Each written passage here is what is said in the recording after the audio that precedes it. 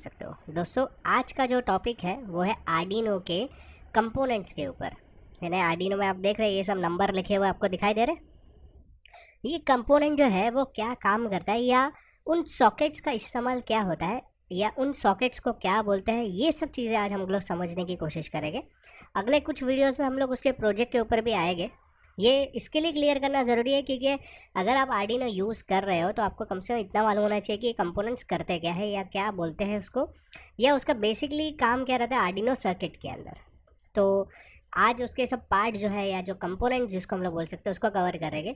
इसके लिए हम लोग जो लेने वाले हैं वो आर्डिनो यूनो लेने वाले हैं। आर्डिनो यूनो जो है एक प्रकार का मॉडल है, आपने पिछले वीडियो में देखा रहेगा, उसको हम लोग इस वीडियो में पूरा कवर अप करेंगे ताकि आप आसानी से उसको सीख पाओ। पिछले लेक्चर में कि आर्डिनो का जो इस्तेमाल है वो electronics, security system, robotics, home appliances या home automations, IoT, automobiles, industrial, बहुत सी जगह पे इसका इस्तेमाल किया जाता है। और हम लोग आमतौर पे जो हमारे प्रोजेक्ट के लिए या हमारे रिसर्च के लिए या हम लोग जो सीखने के लिए जो यूज़ करते हैं, हम लोग आर्डिनो यूनो R3 एक उसका वर्जन है जिसका इस्तेमाल हम लोग करते हैं। आर्डिनो यूनो इस तरह से आपको दिखाई देता है जिसमें 14 डिजिटल पिंस, ये देखिए यहाँ पे सब उसके पार्ट्स के नाम लिखे हुए हैं। ये आप देख सकते हैं कि ये जो पिंस आपको दिख रही है ये 0 से लेकर उल्टा नंबर देखो 0 1 2 3 4 5 6 7 वैसे 13 पिन।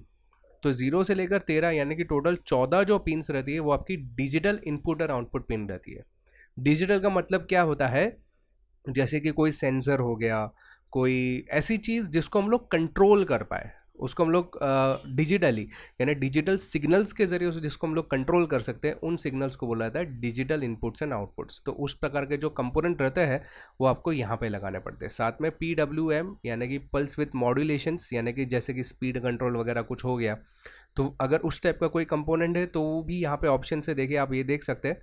इस टाइप के जो ऑप्शन दिख रहे हैं उल्टा एंड जैसा आपको दिखाई दे रहा है, ये सब आपके PWMs बोले जाते हैं। इसके अलावा एक डिबगिंग IC रहती है जो कि 13 नंबर पिन के साथ में अटैच रहती है। 13 नंबर पिन के साथ में जो भी चीज़ें अगर आप लगाओगे तो बेसिकली उसको खुद को टेस्ट करने के लिए हम लोग उसका इस्तेमाल कर सकते हैं, या 13 नंबर के साथ में LED ग्लो हो सकती है। ओके, तो ये हो गया हमारे जो 0 से लेकर 13 पिन का। यहाँ पे एक रहता है रीसेट बटन। ये बेसिकली रीसेट का मतलब ये होता है ना कि आपने अगर कोई बहुत बड़ा प्रोग्राम लिखा है और उसमें काफ़ी सारे स्टेप्स है, काफ़ी सारे कंपोनेंट्स अलग अलग मौके पर या अलग अलग कंपोनेंट्स अलग अलग टाइम पे चलते हैं, तो रीसेट का स्विच प्रेस करने पर वो प्रोग्राम को वापस पहले से स्टार्ट करेगा। तो ये जो मकसद है वो है रीसेट बटन का। इसके अलावा USB प्रोग्रामर है, ये देख सकते हैं कि यहाँ पे जो USB का जैक लगा हुआ है यानी कि USB वायर आप लगा सकते हैं, और इस आर्डिनो को आपके कंप्यूटर के साथ में आप अटैच कर सकते हो जिसके ज़रिए आर्डिनो का प्रोग्राम कर सकते हो। और ये जो है आर्डिनो का मेन कंट्रोलर IC है जो कि एटमेगा करके आता है। एटमेल कंपनी है और EVR जिसको हम लोग बोल सकते हैं एटमेगा 386 8 बिट माइक्रो कंट्रोलर है। यानी कि 8 बिट भी आता है, 16 बिट भी आता है, 32 बिट भी आता है। जनरली हम लोग जो यूज़ करते हैं हमारे प्रोजेक्ट के लिए 8 बिट हमारे लिए काफ़ी हो जाता है।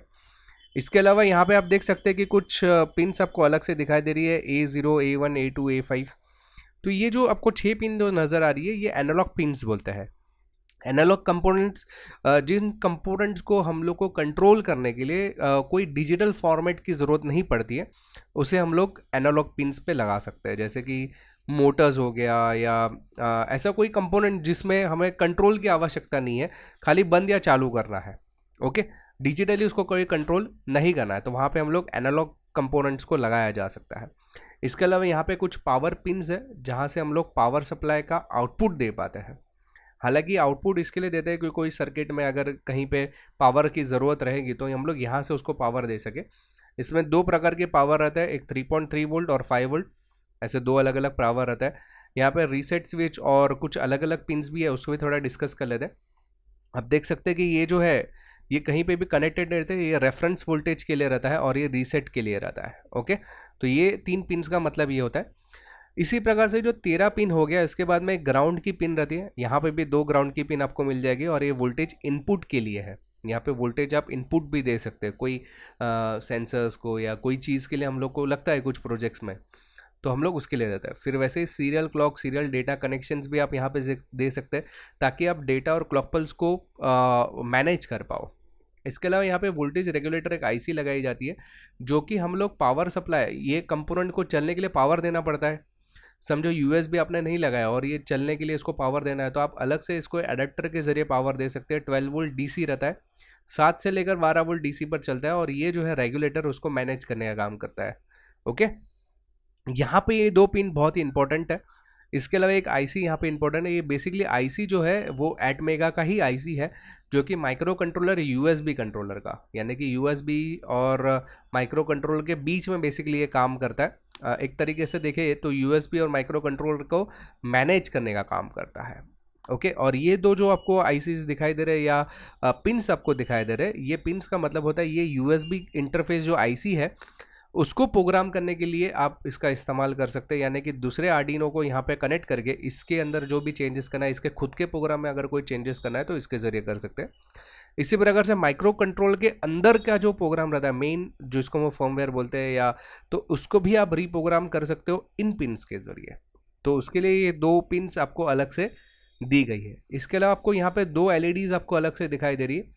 ये LEDs का काम होता है RX और TX, यानी कि जब भी कोई सिग्नल इसके अंदर जा रहा है या इसके अंदर से बाहर निकल रहा है तो उसको LED के ज़रिए आपको दर्शाने का जो काम करता है वो RX और TX के ज़रिए करता है। यहाँ पे आप देख सकते हैं ये जो है फ्यूज़ है, ये क्रिस्टल है, ताकि इसके क्लॉक या उसकी फ्रिक्वेंसी जो है वो मैनेज कर दी जाए। तो दोस्तों ये जो था पूरा हमारा आर्डिनो सर्किट था। आर्डिनो के अंदर जैसे कि मैंने बताया ये ICSP 2 है पिन्स, जिसको एक USB इंटरफेस और एक एटमेगा जो है, यानी कि ये जो हमारी आईसी है एटमेल की, जिसको माइक्रो कंट्रोलर बोलते हैं, इन दोनों को कंट्रोल करने के लिए। यहाँ पे देखिए उसका जो फुल फॉर्म है इन सर्किट सीरियल प्रोग्रामर, जिसको हम लोग बोल सकते हैं। It is a protocol use to program micro controller like PIC and AVR chips, यानी कि AVR चिप्स को प्रोग्राम करने के लिए इसका इस्तेमाल किया जाता है। फिर ACSP pins are use for programming Arduino और ATmega chip by another Arduino or connected to the Arduino board to a computer for uploading a strikes, यानी कि इसके अंदर का जो प्रोग्राम है उसके अंदर कोई चेंजेस करना है तो इसको और एक आर्डिनो के साथ में कनेक्ट कर सकते हैं, या कंप्यूटर के ज़रिए भी कनेक्ट करके इनको प्रोग्राम करने के लिए इसका इस्तेमाल किया जाता है। हालांकि ये जो है बहुत रेयर केस में हमें इस्तेमाल करना है। हमारा जो काम हो जाएगा वो USB कंट्रोलर से ही हो जाएगा, क्योंकि हम लोग इसको प्रोग्राम नहीं करने वाले। हम लोग इसके अंदर जो प्रोग्राम है उसके अंदर ही हम लोग उसको बताएंगे कि हमें इस टाइप का प्रोग्राम करना है और प्रोजेक्ट जो है डिज़ाइन करेंगे। तो दोस्तों ये थोड़ा सा पेचीदा आपको ज़रूर लगेगा, लेकिन ये समझना बहुत ज़रूरी है अगर आपके आगे के प्रोजेक्ट्स अगर आपको बनाना है। नहीं तो आगे के प्रोजेक्ट आपको समझ में ही नहीं आएगा तो फ़ायदा नहीं होगा।